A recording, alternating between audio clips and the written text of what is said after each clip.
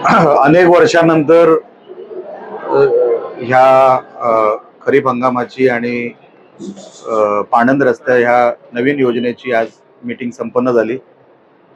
खरीप हंगामाची मीटिंग ही खरी तर ह्या अगोदर कधी जनतेसमोर होत नव्हती. पहिल्यांदा आम्ही हा प्रयोग सुरू केला की जे होईल ते जनतेसमोर होऊ दे, कारण का कृषी हा एक महत्वाचा घटक आहे विकासाचा.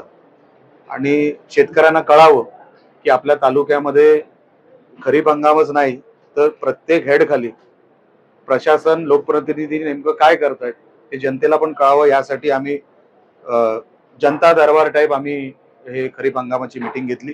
या अगोदर मागच्या लोकप्रतिनिधींनी फक्त एका रूम मध्ये 2-3 लोकांना अधिकाऱ्यांना घेऊनच अशा मीटिंग व्हायच्या. ते बाहेर जनतेलाही कळायचं नाही, किती निधी आला तोही कळायचं नाही, आणि नेमका आपण कुठे आहोत कृषी क्षेत्रामध्ये, आपला मतदारसंघ कुठे आहे, अधिकारी पण मजेत होते. आणि आज अधिकाऱ्यांना सगळ्यांसमोर उत्तर द्यावं लागतंय की त्यांच्यासाठी पण आता ही काम करायची पद्धत ही आपल्या मतदारसंघासाठी योग्य ठरेल असं मला वाटतं. म्हणून एक नवीन प्रयोग सुरू केलेला आहे. पाणंद रस्त्याचा पण विषय कोकण आपल्या ह्या निकषामध्ये बसतोय का, किंवा सिंधुदुर्गामध्ये शेतजमीन आणि शेतजमीनला लागून जे रस्त्याची रुंदी आहे तो क्रायटेरिया कोकणाला किंवा सिंधुदुर्ग जिल्ह्याला सगळीकडे ते फिट होत नाही. विदर्भात होऊ शकेल, मराठवाड्यात होऊ शकेल, पण कोकणात होऊ शकणार नाही. तर काही निकष बदलासाठी पण आम्ही प्रस्ताव सन्मान्य महसूल मंत्र्यांना देणार आहोत. तर त्या सगळ्या गोष्टींसाठी आज ती मीटिंग होती. साहेब, राजकीय प्रश्न आहे. वारिस पठाण जे एमआयएमचे नेते आहेत ते म्हणतात की आम्ही वंदे मातरमचा आदर करतो, पण त्यातील काही ओळी इस्लाममध्ये निषिद्ध आहेत, त्यामुळे मी वंदे मातरम म्हणणार नाही. सरकार त्याला फाशी देते की आशा आहे ते पाहूया म्हणून. मग तोच सांगतोय ना, फाशी कशाला गोळ्यात घातल्या पाहिजे, तोच सांगतो ना फाशी द्या. सरकारने याची दखल घ्यावी आणि रशीची जी काय हे आहे प्रोसिजर आहे त्याच्यावरती वेळ घालू नका. एक गोळी कधी घालू शकता अशा लोकांना, ती लवकर घाला, म्हणजे सगळेच वंदे मातरम म्हणतील. साहेब, शिवसेनेसोबत आमची वैयक्तिक युती, शरद पवारांच्या राष्ट्रवादीचे खासदार धैर्यशील मोहिते पाटील यांचं मोठं वक्तव्य आहे. धैर्यशील मोहिते पाटील शिंदे गटात प्रवेश करणार असं. आमच्याकडे इनकमिंग हे सातत्याने सुरू आहे. जिथे नजर जाईल तिकडे आमच्याकडे लोक यायला तयार आहेत. ज्यांना यायचं असेल त्यांना स्वागत आहे. पण तुम्ही जे नाव घेतलं, मला वैयक्तिक जर तुम्ही विचारलं तर मला या विषयाची माहिती नाही. पण जे काय आमच्याकडे इनकमिंग सुरू आहे ते जर बघता 100% नियोजन असेल, आणि म्हणून ह्या सगळ्या चर्चा आहेत. साहेब, इन्कमिंग तुम्ही बोलला त्याप्रमाणे सिंधुदुर्गात जिल्ह्यातूनही मोठं इन्कमिंग शिवसेनेत होत आहे. ते सातत्य लवकरच 15 तारीख पर्यंत त्याचा एक निकाल येईल असं म्हटलं. तुम्ही मुहूर्त काढला ते मला आता माहिती पडलं, पण आमच्याकडे 15 तारीख 20 तारीख असं काही नाही.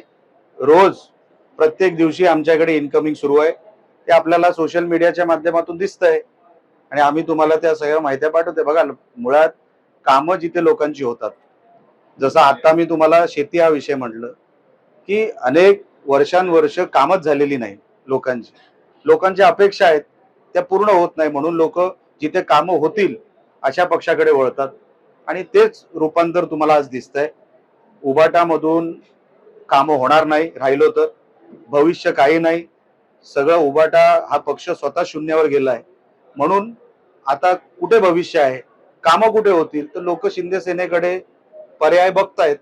आता धनुष्यबाण हे कोकणाच्या मनामनामध्ये रुजलेलं एक चिन्ह आहे. आतापासून नाही, स्वर्गीय बाळासाहेबांनी ते बिंबवलेलं आहे. त्यांना हा पक्ष आपलासा वाटतो आणि म्हणून ते आमच्या पक्षामध्ये त्यांची ओढ जास्त आहे. कणकवलीचे नगराध्यक्ष संदेश पारकर शिंदे सेनेत प्रवेश करण्याची चर्चा आहे, तर तुमच्या संपर्कात आहेत का? मी अजिबात संपर्कात नाही, पण जे नेते संपर्कात आहेत, जसं मी तुम्हाला धैर्यशीलचा पण विषय सांगितला, जर धैर्यशील माने पाटील ज्यांच्या संपर्कात असतील त्यांच्या माध्यमातून जे प्रवेश होतात ते त्यांना माहिती आहे. मला हा विषय माहित नाही. 15 तारीखला राजू शेट्टी यांचं मुंबईच्या मंत्रालयावर ते धडकणार आहे, मुख्यमंत्र्यांच्या बंगल्यावर. त्या संदर्भात काय नाही, ते इथे तिथे धडक देतच असतात. ते काय, ते मागे कोकणात येऊन गेले, कारण का इकडचे नेते तसे सक्षम नाहीयेत म्हणून काही लोकांनी त्यांना बाहेरून बोलवलं असा एक प्रकार झाला. पण राजू शेट्टींना आता कोण गांभीर्याने घेतं? आम्ही हल्लीच्या हल्लीमध्ये जे काय बघितलं ते निवडणूक सुद्धा हरले. त्यांना तसं काही जनाधार कुठे राहिलेला नाही. शेतकरी वर्गाचं त्यांनी नेहमी दिशाभूलच केलेली आहे. शेतकऱ्यांचा फायदा झाला राजू शेट्टींमुळे असं मला एक आंदोलन तुम्ही दाखवा. असं होत नाहीये, म्हणून त्यांचा जनाधार गेला. त्यांच्या मागे जी एक फौज उभी होती ती फौज गायब झाली. आता तसं गांभीर्य राजू शेट्टींना घेण्यासारखं नाहीये. आंबा काजू बागायतदारांना नुकसान भरपाई चांगल्या पद्धतीने मिळावी अशी ती मागणी घेऊन याच्यावर थोडं नाही, नुसता तो विषय आहे असं मला वाटत नाही. सार्वजनिक मला वाटतं सगळाच महाराष्ट्राचा विषय आहे. तो आता काय नेमकं आहे ते कशावर करतायत मला तुमच्या प्रश्नावरून लक्षात आलेलं नाही.